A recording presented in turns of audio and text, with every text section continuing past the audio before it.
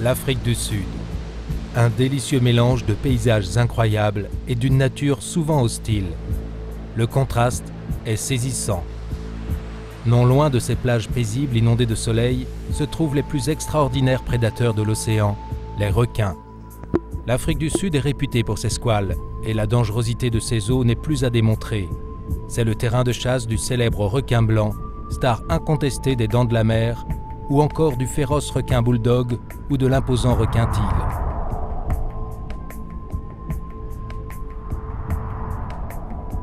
C'est dans ces eaux, mélange subtil d'océan Indien et d'Atlantique, que l'apnéiste Pierre Frolat a décidé d'aller combattre les démons qui l'animent.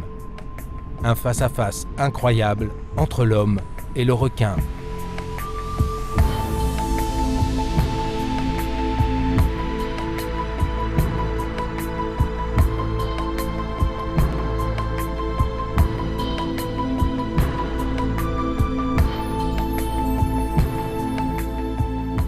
Nous sommes à Umkomaas, à une quarantaine de kilomètres au sud de Durban. Pierre profite du petit matin pour aller sentir les embruns de l'océan. Cet athlète de 35 ans est un passionné de profondeur et de descente vertigineuse dans le bleu. Son goût pour la performance l'a amené à battre plusieurs records du monde d'apnée et il n'est pas là par hasard. Moi je suis venu à l'apnée performance parce que justement je pratiquais la plongée apnée loisir. J'étais chasseur sous-marin, je le suis toujours d'ailleurs, hein. Je pêchais beaucoup avec mon père, mon frère. On côtoyait la nature au quotidien. Et puis j'ai eu la chance de pouvoir trouver une structure qui me permette de m'entraîner, battre des records. Et ça m'a permis petit à petit d'avancer et de devenir champion. Mais je ne me suis jamais vraiment détaché de l'aspect nature de la plongée en apnée. Maintenant, le choix des requins, c'est pour moi le moyen de revenir un peu sur mes vieux démons. Jeune, j'étais terrorisé par les requins, terrorisé. Il n'y avait pas moyen que je me baigne là où j'avais pas pied. C'est ça qui a fait que j'ai voulu absolument devenir performant d'abord en plongée en apnée, en natation en mer, pour pouvoir annihiler complètement cette crainte. Et puis elle est toujours restée un peu latente. La plongée en apnée profonde, ça nécessite de descendre très bas, tout seul dans le noir. Et il y a toujours ce petit ressenti qui me tapait derrière l'oreille. Et aller à la rencontre des plus gros requins du monde dans une eau super hostile, je pense que ça va me permettre de trancher définitivement avec ces craintes qui sont devenues petit à petit de la curiosité. Cette curiosité aquatique est le fruit d'un travail de longue haleine. Les records du monde d'apnée ont façonné le personnage et ils l'ont aidé à grandir et à construire une vie à la mesure de ses ambitions. Mai 1999. Ce jour-là, Pierre Frolat devient recordman du monde pour la première fois en immersion libre. Il va descendre jusqu'à 72 mètres de profondeur à la seule force des bras. L'effort physique est énorme. Cette performance va entraîner Pierre vers la conquête des abysses et des records et, sans le savoir, il commence doucement le processus du retour à la nature. Plusieurs records vont s'enchaîner à partir de là. J'ai 3 records de France en poids variable, en 96, 97 et 98. En 98, j'ai fait un record d'Europe en poids constant et en immersion libre. Et là-dessus, j'ai glissé sur l'immersion libre. 99, 2000 et 2001, j'ai 3 records du monde en immersion libre. Et en 2004, j'ai clôturé ma carrière, en faisant 123 mètres en poids variable, descendre avec une gueuse et remonter par mes propres moyens. Pierre compte parmi ses amis Fred Buil, un apnéiste et photographe de talent. Fred connaît bien les requins pour les avoir photographiés des centaines de fois à travers le monde. Sa particularité est de prendre toutes ses photos en apnée. Il va emmener Pierre dans les eaux sombres d'Aliwal Shoal, le haut lieu des amoureux de la faune sauvage.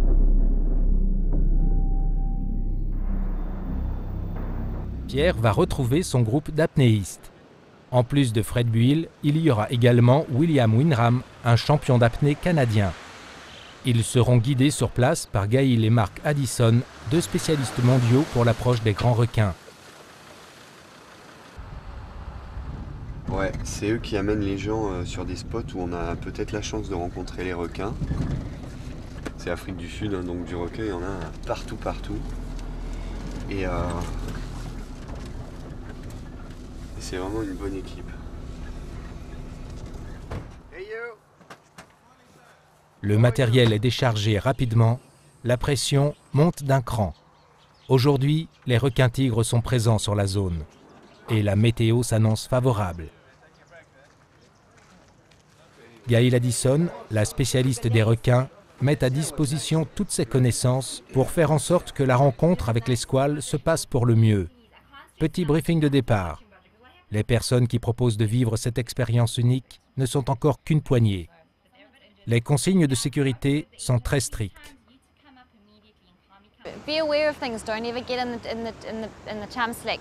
Make sure you've got someone watching your back. Make sure you're not diving in nice bright colours like yellows and whites, reflective colours. But other than that, a couple basic rules and you're absolutely safe with them. Le risque est présent à chaque instant et tout peut arriver. Et une morsure imprévisible, hein, qui sont... C'est pas une attaque délibérée, mais simplement un comportement alimentaire ou de chasseur, donc il faut rester vigilant. Alors là, effectivement, on est sur les plages les plus dangereuses du monde parce qu'on y rencontre les plus gros requins, les requins les plus agressifs, hein, ceux à qui on prête le plus d'agressivité du moins.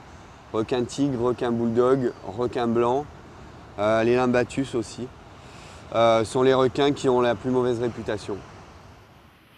L'équipe de Pierre se prépare à prendre la mer pour vivre le grand frisson. La première difficulté sera déjà de franchir la fameuse barre de vagues qui longe la plage.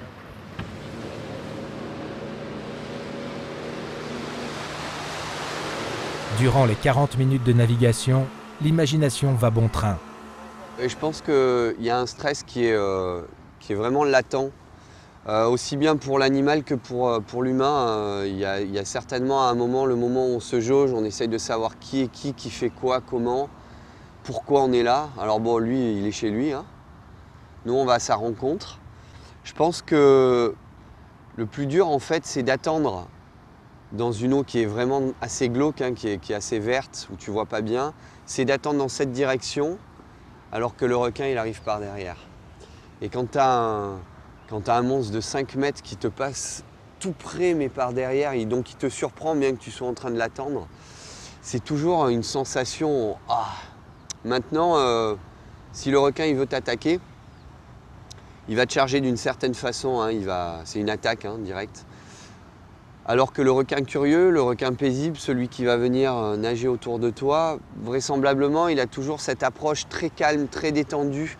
Et il vient toujours en limite de visibilité, il se présente d'abord, en fait, il te surprend pas. Donc c'est toujours ce que tu espères, en fait, hein.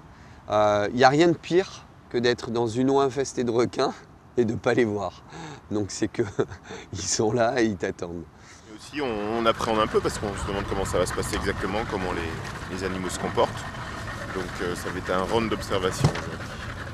Mais on est très très content d'y aller.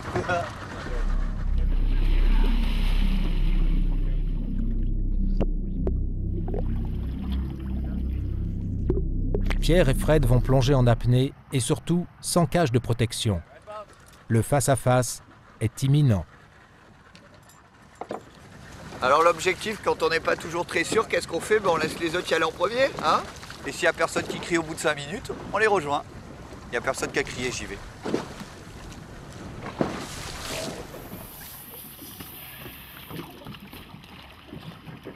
Sous la surface, c'est un véritable balai d'une quarantaine de limbatus, appelés aussi requins bordés ou blacktip. Ces animaux peuvent mesurer jusqu'à 2,50 m et peser plus de 50 kg. En général, ils ne sont pas agressifs. Pierre peut plonger plus de 6 minutes sans respirer.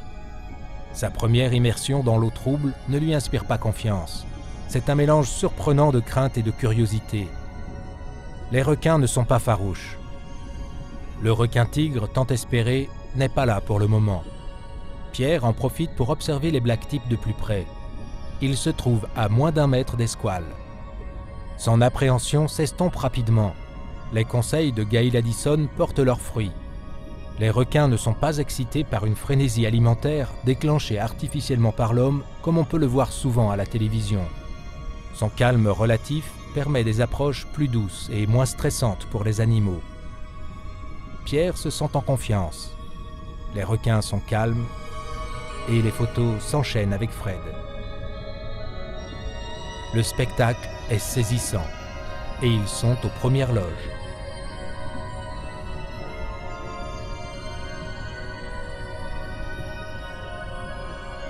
Dans l'esprit des gens, le requin a très mauvaise réputation. Les documentaires animaliers en font souvent un tueur assoiffé de sang et la série des Dents de la Mer a montré une image bien lointaine de la réalité. Mais les mentalités sont peut-être en train de changer. Jean-François Avenier a tout quitté en France pour aller vivre sa passion du requin en Afrique du Sud. Pour lui, l'image du requin est bien différente. Non, l'imagerie des Dents de la Mer, elle est obsolète à 90%. Ça date de 35 ans, les Dents de la Mer. Donc on avait une connaissance extrêmement limitée des requins et particulièrement du grand requin blanc. On a beaucoup évolué depuis. Le côté potentiellement dangereux de certaines espèces et de certaines grandes espèces comme le blanc ou le tigre est incontestable. Mais il est aussi incontestable que désormais, c'est sûr, on ne fait pas partie du menu normal. On n'est pas nutritif, on n'est pas intéressant. Maintenant, dans certains cas, on se retrouve probablement, on peut l'imaginer, dans le cerveau du requin, avec une image de concurrent potentiel, ce qui peut créer des problèmes de territorialité, de dominance, et ça peut éventuellement mal tourner. Mais bon, ce ne sont pas des tueurs, ce ne sont pas des mangeurs d'hommes, et on progresse, on n'arrêtera pas. Je pense qu'on connaît encore très peu sur les requins, et notamment ces espèces-là, mais on peut déjà vraiment totalement considérer comme dépasser, fort heureusement d'ailleurs, l'imagerie de Jaws. À quelques kilomètres plus au nord se trouve Durban, station balnéaire de la côte Est. Cette ville est réputée pour ses plages, ses vagues, son surf et son nombre d'attaques de requins. Leur présence est signalée sur toute la côte par des panneaux de mise en garde.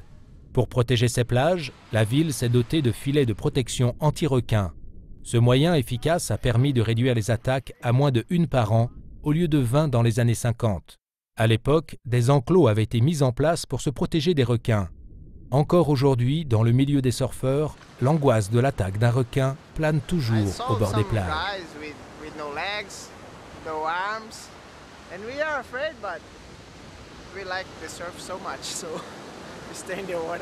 Mais depuis plusieurs années, les attaques se font rares.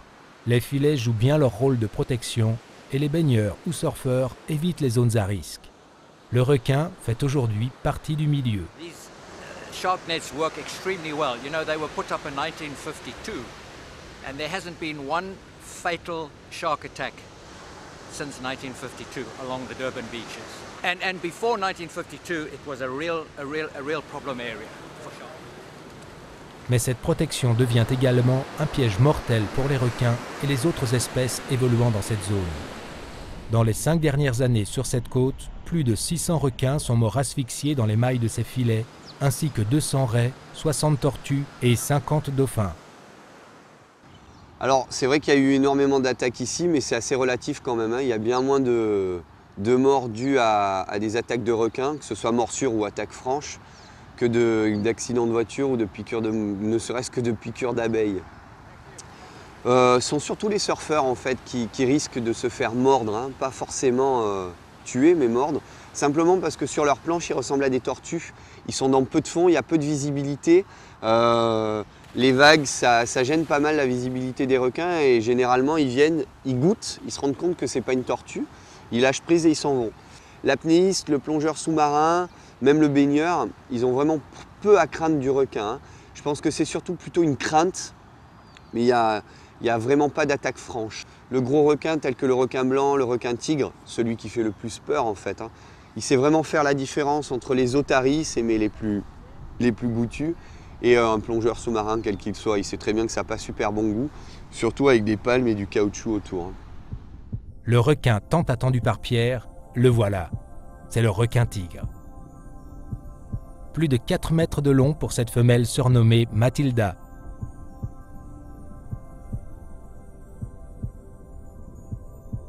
Aujourd'hui, Pierre et ses compagnons d'apnée évoluent sur son terrain de chasse et le requin-tigre a une bien mauvaise réputation. C'est un prédateur actif quand il en a l'occasion. C'est également un charognard très opportuniste qui va avaler n'importe quoi quand il a faim ou pour explorer d'ailleurs. J'ai failli laisser mon appareil photo il y a 3 jours. C'est surtout dans les conditions dans lesquelles on plonge actuellement. Ce qui est impressionnant, c'est cette espèce de force retenue, tranquille. Il évolue extrêmement lentement, pratiquement sans un mouvement. Et puis on a droit de temps en temps à un déchaînement de violence parce qu'il décide qu'il veut absolument atteindre les appâts qui sont cachés dans le tambour. Et là, on a c'est bien, ça rafraîchit un peu la mémoire de temps en temps, ça remet les idées en place. Il peut être très rapide et très violent. Mais 90% du temps, c'est sauver l'énergie, économiser, contrôler. Je ne pense pas que la réputation du tigre soit surfaite. Il est potentiellement très dangereux, mais cela dit, dans certaines conditions, comme celles que nous pratiquons ici, je pense qu'on est près du risque zéro. On n'est jamais au risque zéro avec un prédateur puissamment armé, mais on est vraiment aussi près que possible du risque zéro. Mais c'est clair, le risque existe toujours, ça fait partie du jeu. Évoluer librement et sans contrainte au milieu des requins-tigres. Ce doux rêve est devenu réalité pour Pierre. Ces mastodontes de plus de 4 mètres viennent facilement au contact des apnéistes.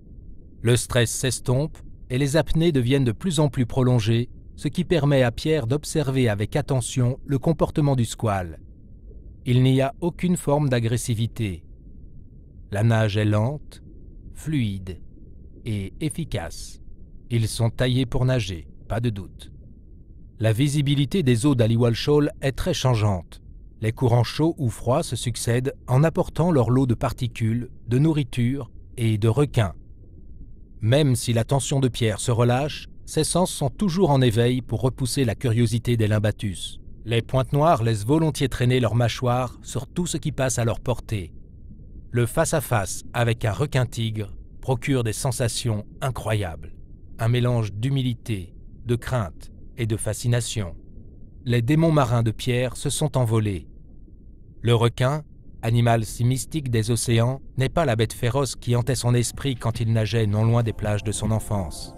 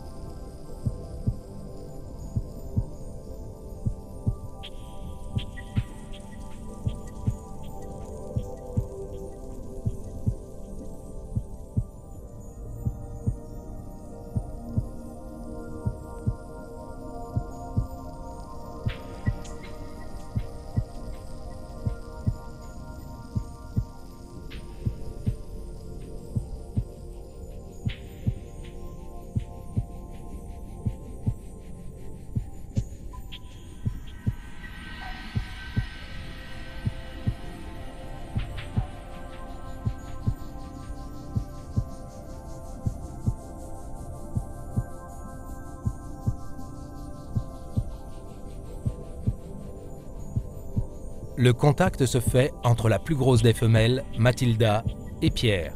Un contact rugueux et râpeux des milliers de petites dents qui tapissent la peau des requins. Elles assurent un hydrodynamisme parfait à l'animal, mais peuvent infliger des blessures à quiconque s'y frotterait de trop près.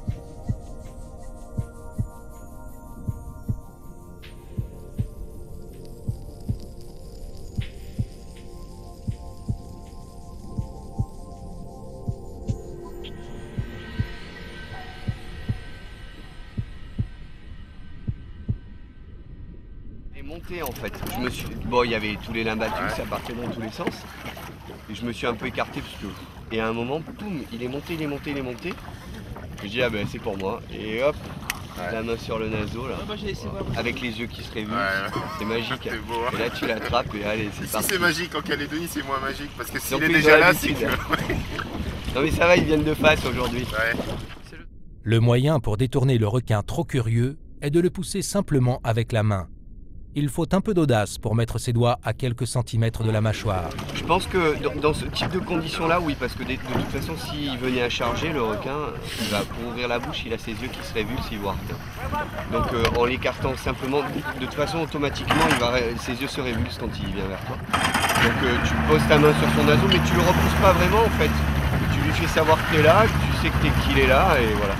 Et c'est tellement agréable d'aller au contact de cet animal parce qu'il est au niveau mystique, tout le monde le craint et en fait c'est majestueux, c'est beaucoup plus agréable que d'être avec un dauphin, une tortue ou une baleine. C'est tout ce qui dégage, la puissance, la force, la taille qui retourne. Les plongées se succèdent au milieu des requins. Au gré des courants, la visibilité peut devenir parfois extraordinaire. Le balai entre les apnéistes et les requins peut alors commencer. Nous sommes à presque 30 mètres de fond. L'apnée est facile pour les deux plongeurs. Les requins-tigres se regroupent sur un fond de sable blanc, comme s'ils voulaient profiter au mieux de la lumière si rare dans ces eaux.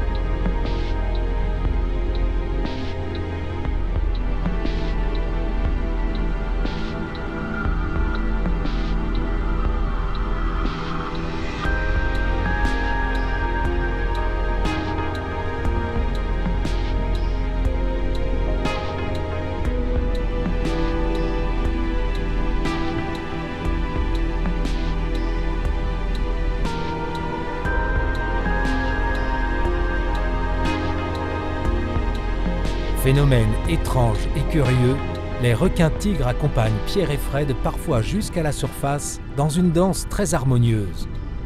Ils attendent la descente suivante des apnéistes comme s'ils étaient impatients de les retrouver. Les danses se succèdent au rythme d'une musique silencieuse, certainement le chant secret de l'océan. Ce moment unique sera à jamais gravé dans la mémoire de Pierre. Comment imaginer un requin féroce, assoiffé de sang, prêt à se jeter sur n'importe quelle proie qui passe à sa portée, à la vue de cette valse sans fin? On ne parlera jamais assez du massacre inutile des requins, du commerce égoïste des ailerons, de la pêche au trophée de la bête sanguinaire qu'est le requin. Chaque année, 300 millions de requins sont enlevés des mers et des océans pour le simple plaisir des hommes. Les craintes d'enfants de Pierre sont devenues bien différentes aujourd'hui. Avoir côtoyé de si près ce grand requin, l'avoir observé, avoir nagé avec lui ou encore avoir partagé cet ultime moment de grâce dans la lumière font que l'image du requin, pour lui, est devenue tout autre. Non, l'image que j'ai du requin, c'est un animal qui est en danger énormément pour des raisons qui sont injustifiables et injustifiées. C'est un animal qui est énormément fragile, en plus il est vraiment très très important au sommet de la chaîne alimentaire. C'est lui qui fait un peu office de nettoyeur des mers. Hein.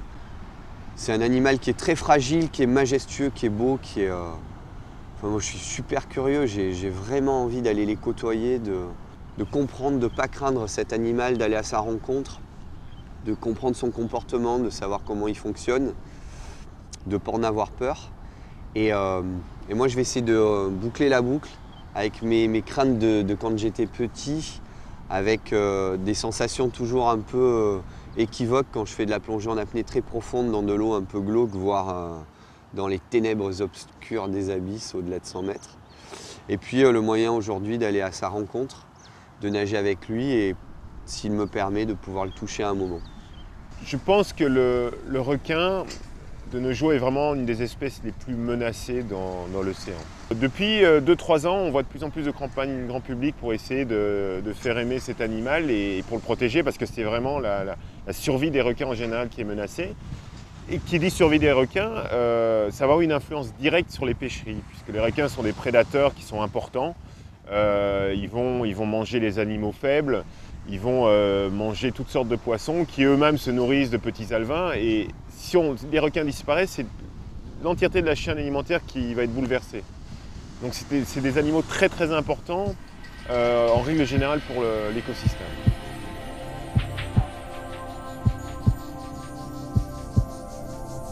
Le plus impressionnant ici en Afrique, c'est la nature qui côtoie l'homme au quotidien, tout le temps, partout. Tu es au bord de la route, il y a des singes, il y a plein d'animaux partout. Tu arrives au bord de l'eau, tu as des dauphins qui jouent dans les vagues là, à 5 mètres du bord. C'est une nature qui est vraiment omniprésente, hein. Et dès que tu te mets dans l'eau, cette eau elle est très sombre, elle est verte. Et tu te rends compte que en fait, tu n'es pas du tout au sommet de la chaîne alimentaire. Et il y a une humilité énorme qui s'installe dans ta façon de voir les choses, dans ta façon de te comporter. Et c'est un vrai retour à la nature, ce qu'on veut depuis toujours, et c'est pour ça d'ailleurs qu'on plonge. Observer, comprendre, respecter, avec un peu d'humilité, les rencontres avec les grands requins deviennent des moments d'une rare intensité. Avoir le courage de regarder dans les yeux des requins bouleverse une vie. L'apnée a permis à Pierre des rencontres hors normes. Ses records lui ont ouvert des portes. À lui, aujourd'hui, de transmettre le fruit de sa passion. Nous pouvons les sauver. Nous devons les sauver. C'est possible.